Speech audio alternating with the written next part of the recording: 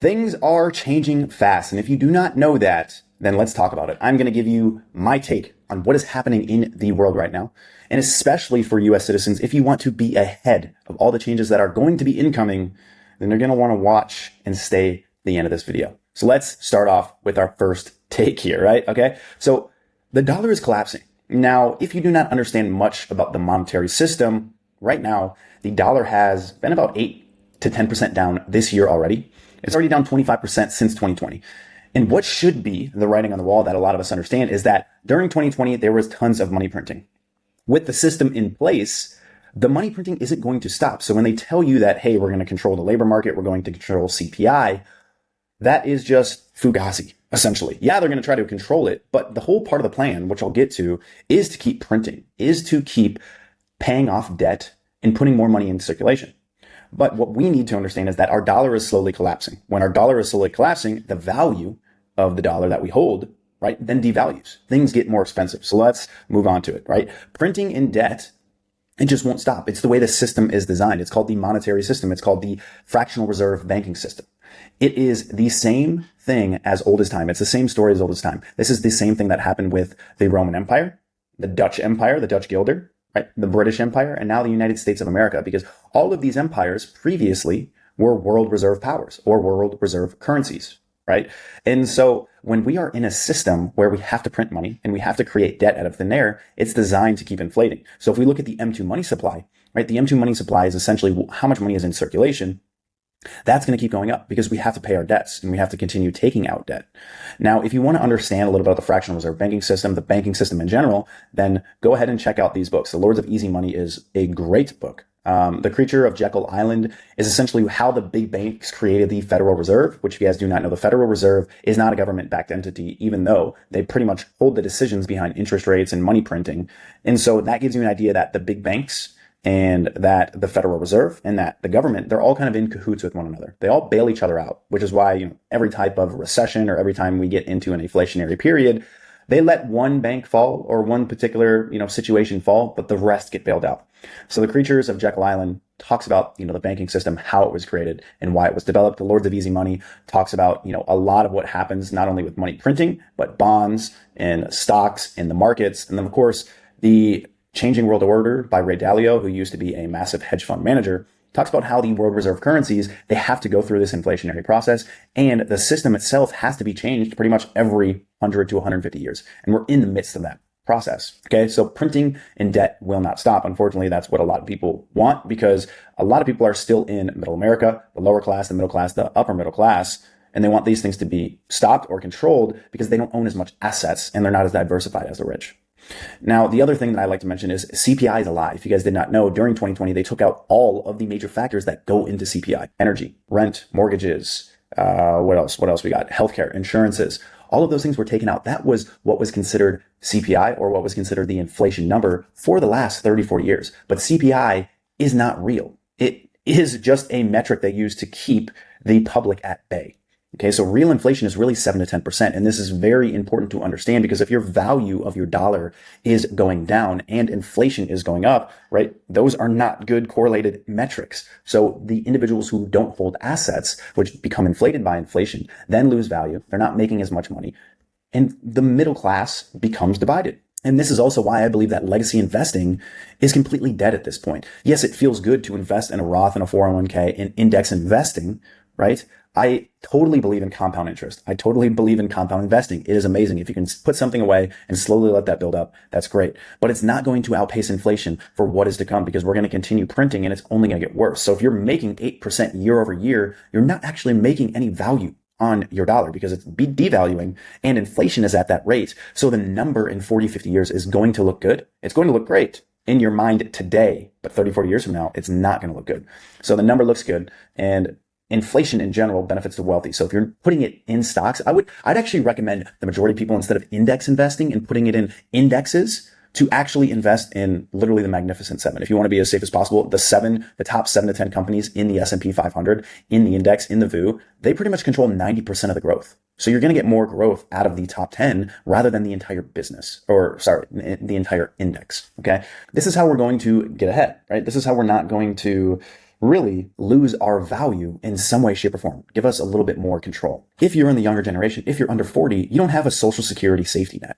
Right? The boomers have that. The boomers are the richest generation in society. They could put their money in anything and it would have gone up. They also have Social Security, which is essentially not a lifeline, but it's monthly payments every single month that can keep them at bay, that can hold their lifestyle together. So the system isn't going to be able to sustain your retirement. And that's an issue that the government did, which was not investing Social Security into the right assets so that it didn't really grow. In this case, what you think is your retirement number, you now have to earn more because you can't sit back on another 20 years of Social Security like the majority of the boomer generation who still has, the middle class and upper middle class has $3 to $5 million in their investments over time because it went straight up and they still have $3,000, $5,000, $10,000 that they can rely on Social Security. So if you're younger than that, you're going to have to find ways to earn more, which is why I think the original system of working a job and investing in the legacy investing system of indexes isn't going to work, especially in the environment that we're in today. Now, what I talked about earlier is because of this, the middle class is eroding. Majority of people aren't making more money.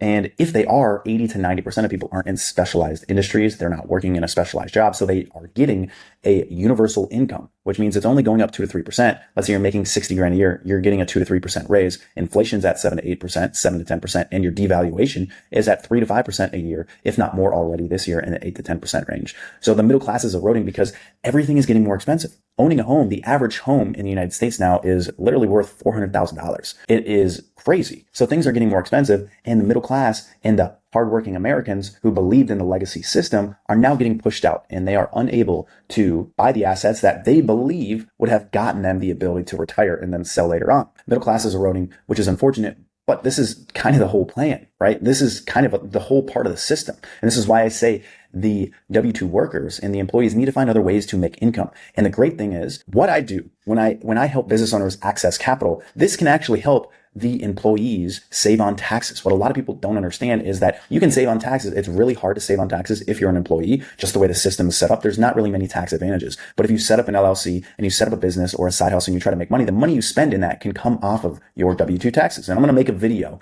On this. If you guys want, if there's any specific piece of this, I'll make videos directly about, economics, about everything I talk about. And maybe I'll start doing that a little bit more often as well outside of the credit and finance stuff. But that is something to take into account. If you plan on being in the middle class or upper middle class, it's going to be much more challenging, especially if you don't have a specialized job like doctors, lawyers, medical professionals, which I already said, dentists, and sales professionals, which I would say you have a lot more control on commissions to make more money that way. Now, what recently happened is the big beautiful bill. What I say is the system is meant to happen. Yes, Trump passed this in office, but the thing is, this would have happened either way, whether Biden or a Democrat was in office, whether Trump was in office. The system has to print money to pay off their debt. They have to take out more debt, which is exactly what is happening with the big beautiful bill. Whether Trump passed it or not, this isn't political. This is the system. This is what happens. This is the way it's supposed to go. Because of this, another 5 to 10 trillion has already been docked to essentially be taken out as more debt and put into the system. This is more money into the money supply. So it's more money in circulation, which then increases assets for the time being. It makes things feel like things are better for a short period of time. But guess what? It improves the circulation. It increases inflation. It devalues the dollar more. And then over time, it makes things worse because then you have to take out more debt and then you have to print more money to then keep doing the same cycle. The other thing with the big beautiful bill is it actually benefits business owners much more than the normal individual. Trump is a businessman. He wants to benefit the people that are bringing commerce and moving money and creating businesses and jobs for people. So one of the things with the big beautiful bill that you need to understand as well is that 100% bonus depreciation, which is essentially write-offs for business owners. So business owners are getting better, more advantageous write-offs for their business so they can pay less taxes than the typical employee. So this is why it's also advantageous to possibly think about a side hustle, a business, starting a business, opening up an LLC, because I said you can save on taxes that way, but you also get more write-offs, right? Save on taxes. That's why business owners typically pay less taxes than the employees.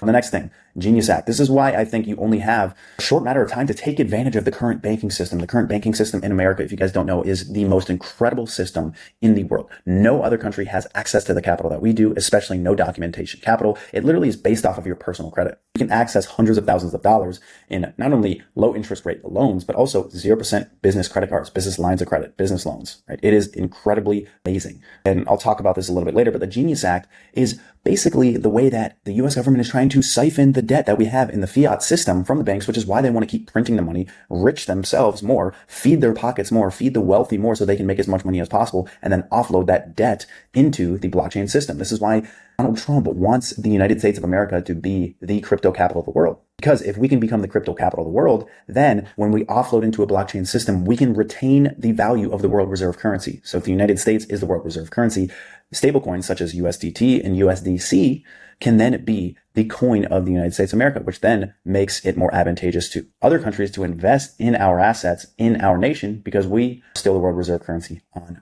blockchain. And this is Trump's plan. It really is a genius plan to be able to offload our debt, but they're planning on printing it to infinity to then offload and then get real more buy-in from other countries, because right now other countries do not want to invest in America, which is why we have so much debt. This is that slow transition from fiat to blockchain. So just understand that blockchain and crypto is a part of the future. So you should invest in these alternative assets to be able to get a little bit more value outside of just investing in stocks and indexes. So the Genius Act is something to really start looking into and understanding how they're doing that. In my opinion, risk is the new safety net. The old guard, the old legacy system isn't going to work moving forward. Everything I just talked about is only going to continue to happen. So if you stay in that situation and you keep acting like it was 30 years ago, you're going to be really disappointed that what worked 30 years ago isn't going to work for the next 30 years. So you need to take advantage of the financial leverage that is available to you and what the wealthy do to be able to continue to get wealthier. How are they doing that, right?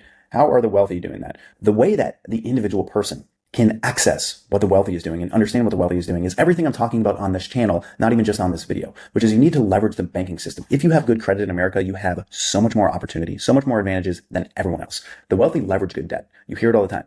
They utilize debt. They die in debt because it's not taxed. They purchase assets. They get into multiple investments. They diversify by buying businesses, by getting access to private credit and private equity because it isn't taxed. So they take debt on their assets, then buy these things that are only going to increase their wealth again.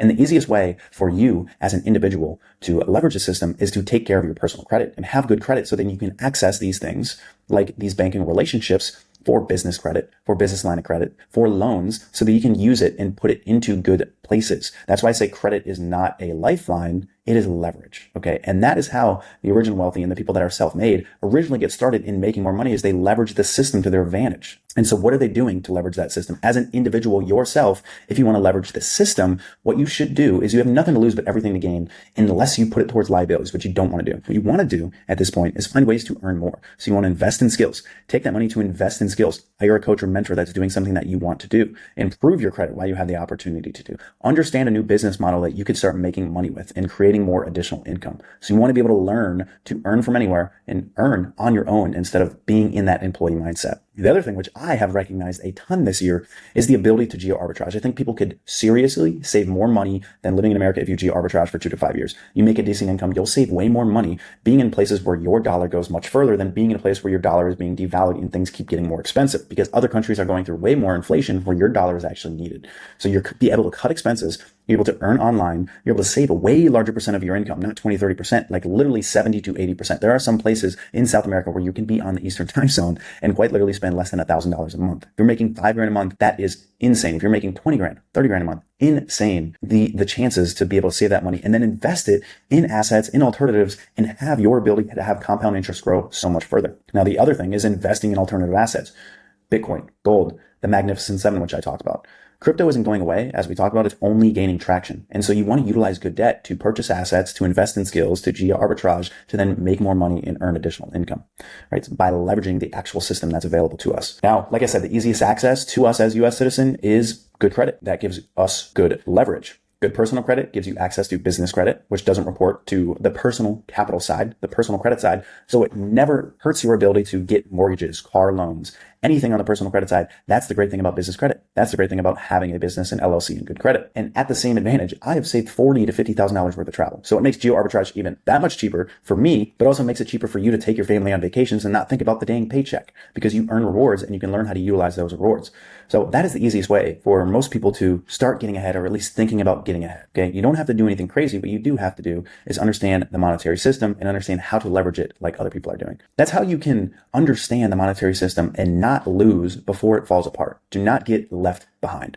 And if you're someone that is interested in optimizing your credit, you already have good credit, you have ideas when it comes to businesses and models and earning income and geo arbitrage, then either book a strategy call with me down below where I can walk you through and answer any questions, or see if you're a good fit for business credit currently with your credit profile. And we can actually put together a true optimized strategy protocol for business credit, for capital, and help you that way. Either DM me or reach out in the link down below. And as always, guys, that is my take. The system is changing. It is changing at a rapid rate, especially with AI and technology. And we need to start thinking ahead and start understanding what is happening so that we aren't disappointed years from now, right? We need to earn more because there's not the safety nets that our previous family and parents had. We don't have those safety nets.